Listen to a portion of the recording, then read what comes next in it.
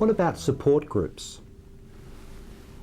What do they do? Support groups will help men on a one-to-one basis. Some support groups give talks, and some support groups have big groups of men meeting together, and often with their partners.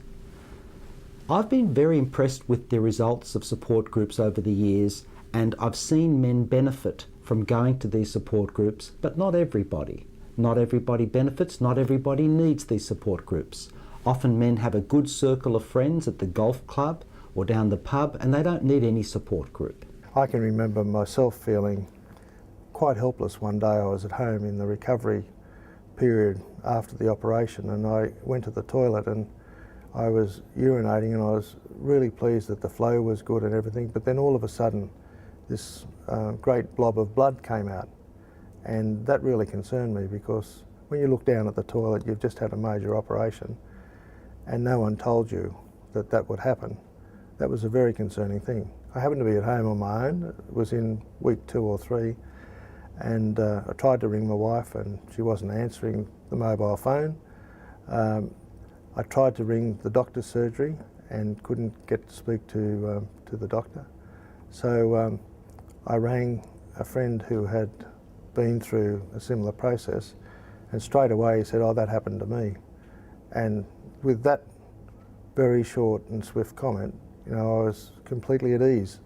And that's a very good example of how support group people can help and how others going through the same process, because medical specialists do a wonderful job in preparing you for what you're going through, but they can't cover everything. Information to start off with is very, very scarce. I did not know where to look. I wasn't getting a great lot of information from the doctor because he's so damn busy. I ended up getting information off the internet that there was a local support group here in Dubbo. I rang up the number that was there, and it turned out the chairman was John, a chap that I'd worked on the bushfire brigade with many, many years beforehand. So that made it a lot easier. When I come to the first meeting, there was a lot of people here at that group who were in the same boat as me, who I knew. After that, that's when my life started to turn around. I think it's good to speak to someone at a support group that has experienced the treatment, so that the person that has had the treatment can allay fears and anxieties that a new patient might have. And there was just such a sense of relief in finding a room full of people who had knowledge of this terrible thing that was still so foreign to us at the time. And I remember reading, I think it was a Chinese saying that said, if you want to know about the journey that you're going on, ask somebody who's returning. And I had that sense at that first meeting that there was a room full of people who had very different stories to tell, but the common theme was that they were all okay.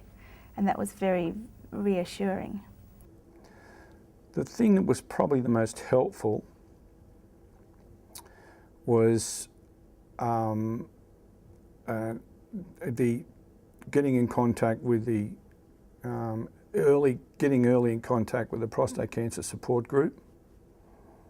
It helped me to understand that I wasn't alone, that it did happen to other people, and it continues to happen to other people.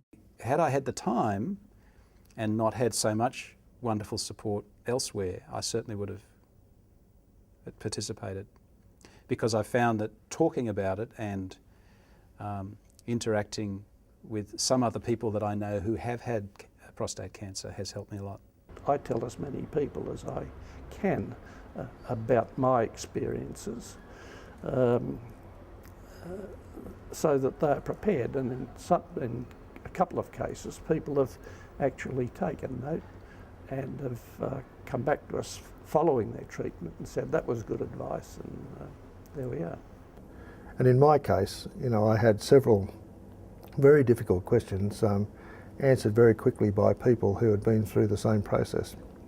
when a person has a side effect after treatment, and it may only be temporary, such as sexual or urinary problems, sometimes if you share that concern with a person, particularly in a person who has experienced it and then got better, it can lead to a great deal of optimism.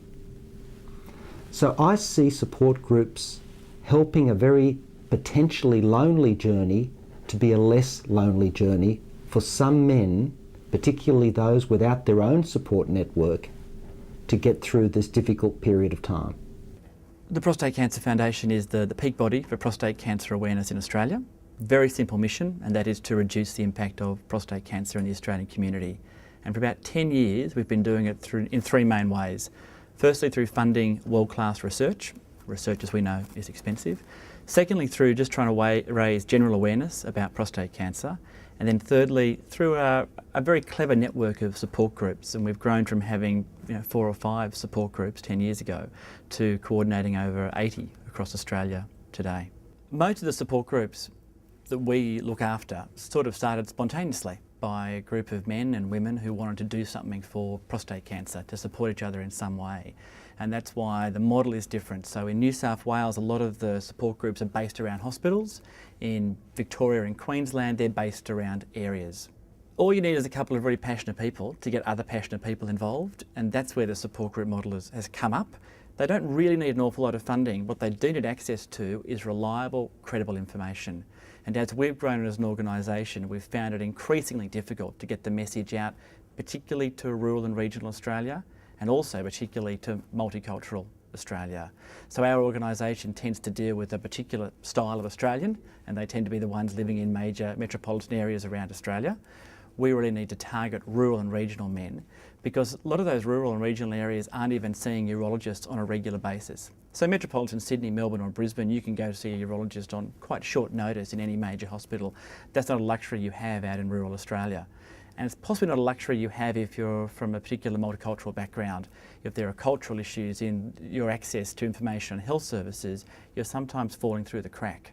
So we're trying to broaden out all of our support groups to encourage as many men and their partners to come along. We're trying to make sure that all those support groups have good quality, accurate information, ideally through speakers. Or if we can't send them a speaker, perhaps we can send them a speaker via a DVD, so they get the most relevant information that's up to date and credible. A lot of the one-on-one mentoring that goes on from men and their partners in those early stages of prostate cancer seems to happen almost spontaneously. So it's actually not coordinated by the PCFA. The Cancer Councils play a lead role through the Cancer Connect program, but we know that when people call we've got a national helpline, 1800 22 0099, and people can call us anywhere and get information or speak to someone who's in a similar situation to them. So we have a little database of people who have done various treatment options, because you may be a man in his early 60s who's considering brachytherapy, so you would like to speak to a similar man who's actually been through that process and might be a couple of years past that, and you want to speak to them about what the journey was like, and we can more or less put them in touch. And then you sort of get this relationship developing between the person who is assisting this person go through the journey. I would encourage anybody that's going through this to make contact with the Cancer Foundation and seek out the support that's available, because it is quite extensive, and you don't have to take it all, but you can pick and choose, and there's different times throughout the process where different things are valuable to you, and just knowing that it's there, being able to call into the library, being able to call somebody and ask some questions, being able to come to a support group meeting is very valuable.